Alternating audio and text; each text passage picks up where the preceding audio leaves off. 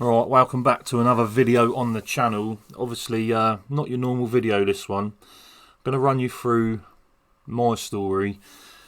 I've been wanting to put this out there a long time, but I've never had the bottle to put it out there. I've always kept it all to myself and just gone through it. But I think that now's the time to chuck my story out there, and it might give you a bit of understanding of why we are like we are as a club, why I am like I am as a person. And I'm just going to start at the beginning.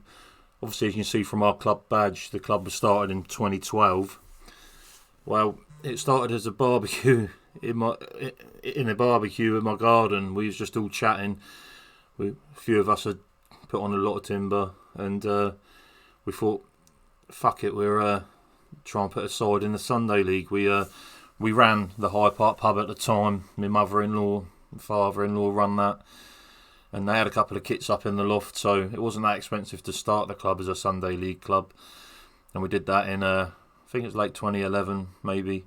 I had a lot of help from Roger Raggett, the secretary at the time. He taught me how to run a football club. Absolute legend, like what a bloke he is. And so we was playing Sunday League. We was getting beat 15-0 and stuff at the time to start with, because you have to start from scratch and build up. And in the end, we ended up third in the league and challenging teams like, I think it was Mad Cow at the time, that were smashing everyone. And we was giving them competitive games at the end of that. But then unfortunately, the league stopped a year after that. But at the time, I was playing Sunday League for our own side, Hyde Park, and then I was playing Saturday League for Ryde Saints at the time. My Uncle Gary was in charge of the first team. As I said, I was heavy as you like. I was like 20 stone or something like that at the time, so I was playing in the sticks, couldn't play outfield. And I played a game for the A team at Wootton. I'll give away a pen as well in that game. And then I went and played one game for the reserves, and I think Josh Pytak was playing in goal for the first team, broke his leg or hurt his leg, and I had to go in goal for a Gold Cup game against Oakfield at Steam Park, because that was our own pitch at the time. And in that game, I went to save a shot and I landed badly on my shoulder, my left shoulder, and injured my shoulder. We lost 4-1 actually. I think Phil McDonald and who's the other one? Sam Hart pulled our pants down that day, got 2 each. We lost 4-1 in the quarter-final of the Gold Cup. But anyway, I couldn't move my arm, my shoulder. So I went for an X-ray on my shoulder that evening at St Mary's. And they said, just tissue damage, what have you. It was a bit stiff for a few days. Went back to work, thought nothing of it. And then a week later, I was at work on a Friday, get a phone call from the hospital saying, you've got to come up and see us. So I thought, alright, just for my shoulder. And so I phoned the wife, said I got to go up, like meet me there, sort of thing. And went up there, and it was a bit weird. They put us in a room to start with, and had a doctor checking my shoulder and saying, oh, there's nothing wrong with your shoulder, that's fine. And then there's a bit of confusion. I had another doctor come in and say, no, he ain't here for his shoulder. And then they told me that when they looked at my X-ray, they found what looked like a tumour in my left lung, which was a bit weird. Obviously, a chance finding.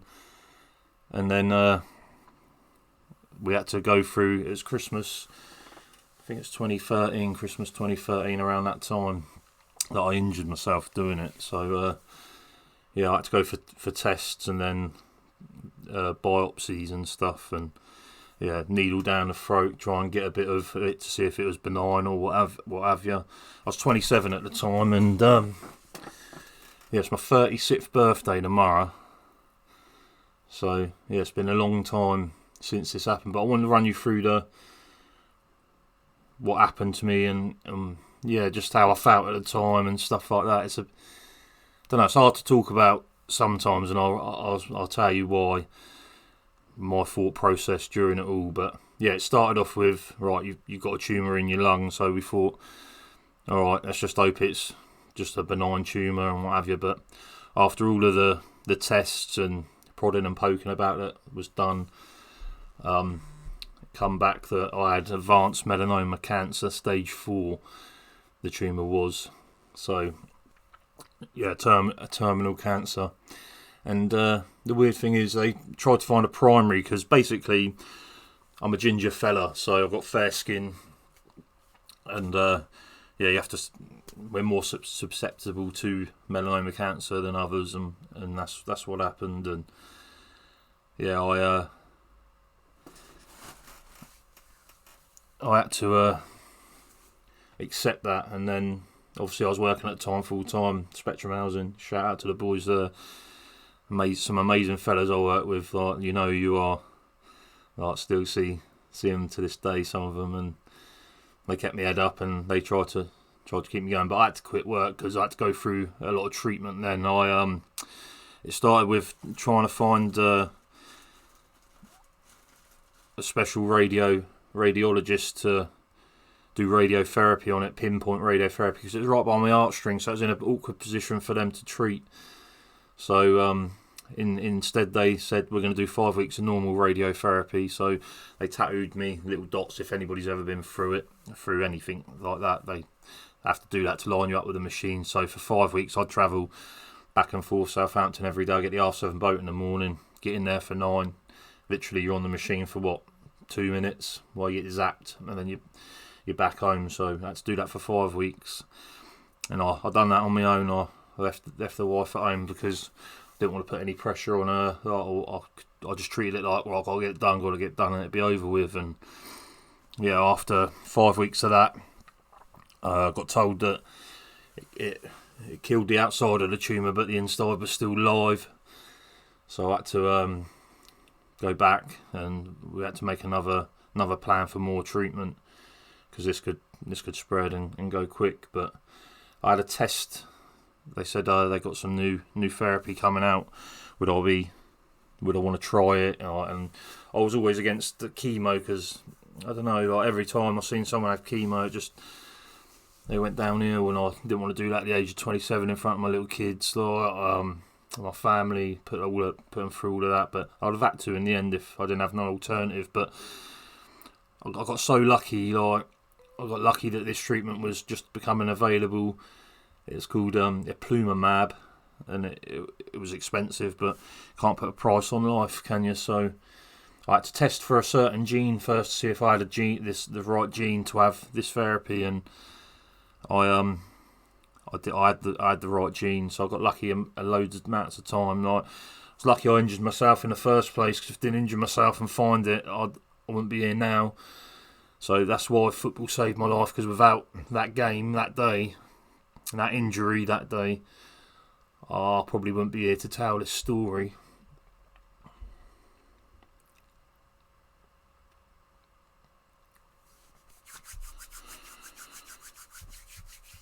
Fuck's sake.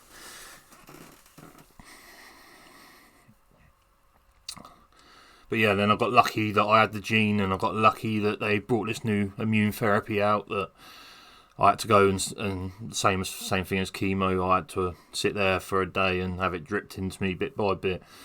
And I've done that for over the course of 6 months, and that therapy worked. Like, ever since I had that, that immune therapy, the Ipilimumab, I haven't had a tumour since. So, but what I want to talk to you about is the effect it had on me. Like, getting diagnosed with a terminal illness at 27, it's a major shock to the system. Like, our whole lives changed forever, really, because the repercussions from that. Well, I'm from an era where I was brought up where you got to get on with it. You're a man. You can't talk about your feelings. You can't talk about this, that, and the other. But I feel now that we're allowed to talk about anything. We should talk about everything. We should put it out there, and hopefully it helps other people out. Because in that situation, I closed off from everybody and everything. Like, I felt guilt on my family. I felt shame. Like, when I go out, I have to not explain myself, but I felt people, like, I don't know, it's fucking weird. and I had to keep explaining it and talking about it. And these days, I don't mind talking about it like I'm here now on camera, trying to explain how I felt at the time. It's fucking crazy, but yeah, my wife kept me going through everything. She was my rock, like my family, like. And at the time, I obviously went into a massive depression from it all. I think that's what it does to you. I should have spoke to people who have been through it or gone through it. But you don't want to pry on anybody. You don't want to. When you feel like you don't want to talk about your story to other people, why would you feel like someone who'd been through it want to talk to you about it? So I just wanted to understand whether my feelings were normal or not. That was the only thing, because, like I said, guilt on my family, shame. I lost all my confidence. I lost my character. It turned me into a different person. Just because of the worry, like, you think every day you're gonna fucking die, and that's what cancer does to you. It's fucking shit. Like, anybody that's been through it, I got a player in my dressing room that's been through it as well. Like, fuck, he's a legend, like, as well. But I've had conversations with him about it. But like I said, I don't want to go deep with him about it, because maybe he don't want to talk about it. He ain't ready to talk about it. But I didn't talk to anybody. I should have had counselling, maybe. But like I said, I'm from an era where we've got to man up, got to get on with it. Like, there's no, like, yeah, man up, get on with it. You got terminal illness, still, like, don't know, it's fucked up. But yeah, now I want to put it out there, because if the way I felt, someone else is feeling, then they can watch this and feel like, oh, that's normal how I'm feeling, or bloody hell, like, I don't know, like, it's weird. But yeah, so now what happens is, for the last 3 years, I just go back every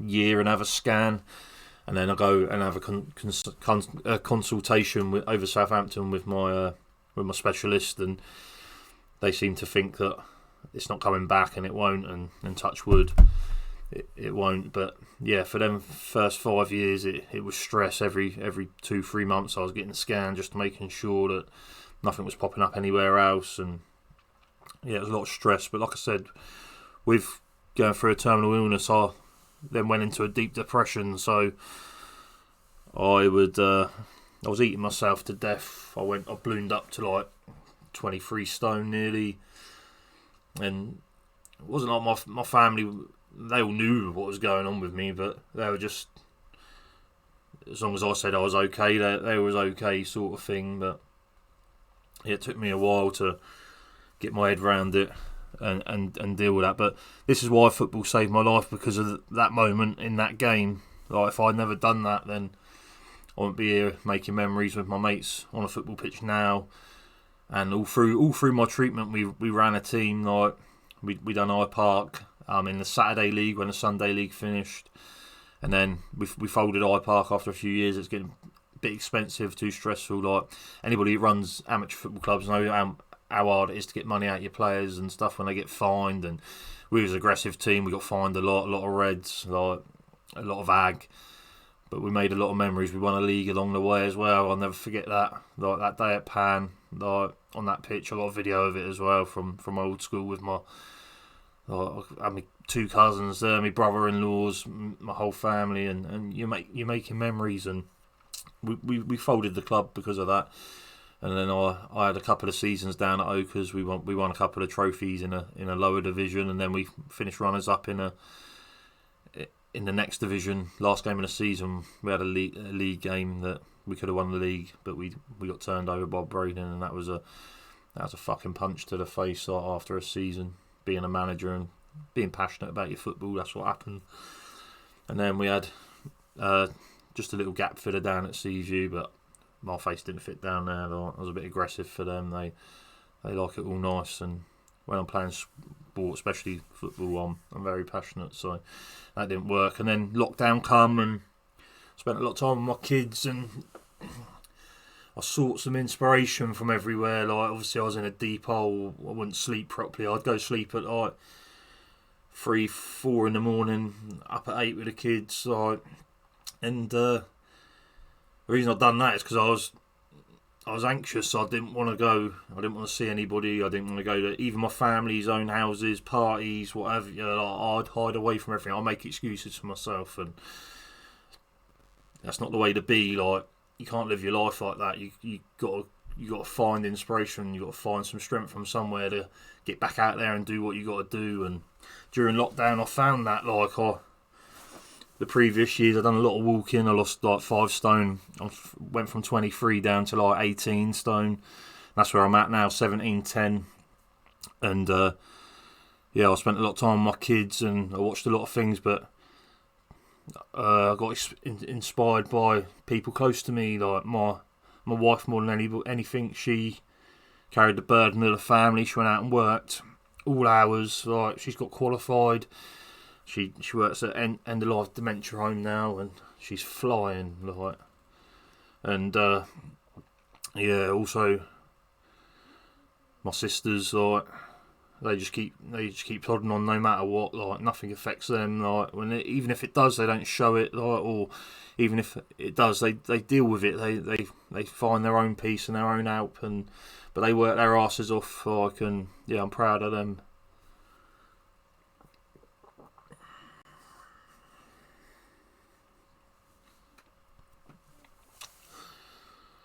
Oh dear, it's going to be a bit like this. Like, I'm not going to go on for too much longer, but yeah, basically during lockdown I found inspiration from everywhere, and now, like, the reason to bring back Hyde Park was, like, I wanted to do it with my pals and people I care about, and I've got the Palmers shirt on because they inspired me to. I watched all of their stuff throughout the years, and their Sunday League team. We're basically a Sunday League team playing in Saturday League just because we haven't got a choice. If there's a Sunday League, we wouldn't be playing Saturday League, I'm pretty sure. But yeah, I've recorded games now, and people are like, "Oh, why are you record?" Like, I'm recording it for memories. I'm recording it for our kids, for these men's families. Like, if anybody gets hit by a bus tomorrow, they can watch they can just watch someone doing what they loved back.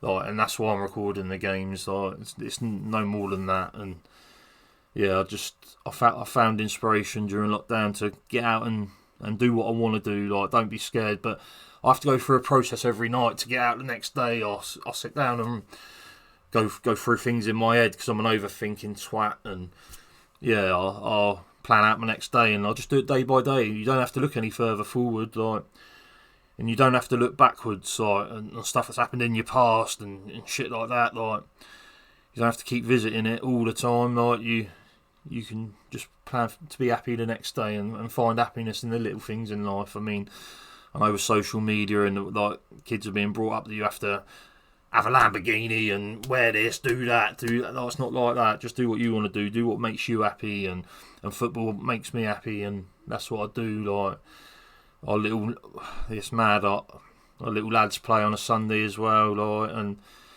that's why I do it, like, because of the love for it and the fact I ain't hiding away no more. I ain't bottling nothing. I'm going to smash it, like, no matter what I want to achieve. I'm going to go and do. And if anybody else has been through any struggles, like, you can get through it. Everybody can get through it, like, but you got to do it for yourself. No one's going to change it for you. Like, there ain't a magic potion you can take and it's all done and dusted. Like, everybody gets down. Like, I still have down days now. Like, even once a week I'll have a day where I'm like, but I still plan the next day and go and try and make happiness in that. But yeah, I'm not going to waffle on no more. That's my story. Football saved my life. Without that, I wouldn't be here. Like, and yeah, I just want to thank everybody on the way that's shown me support. Oh, fuck's sake.